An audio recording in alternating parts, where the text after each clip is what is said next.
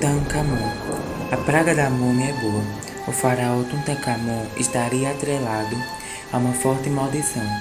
Quando o explorador britânico Howard Carter encontrou intacta a tumba do jovem rei em 1922, a descoberta passou a ser marcada também por uma série de tragédias que envolveram a equipe de arqueólogos.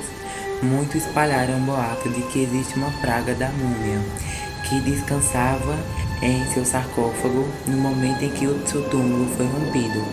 Parece que atrapalhar o sono alheio não é mesmo uma boa ideia, não é mesmo? Bom pessoal, a lenda de hoje foi uma lenda bem curtinha. Desculpa pela zoada que tá correndo ultimamente nos meus vídeos. Um beijão e até a próxima. Tchau!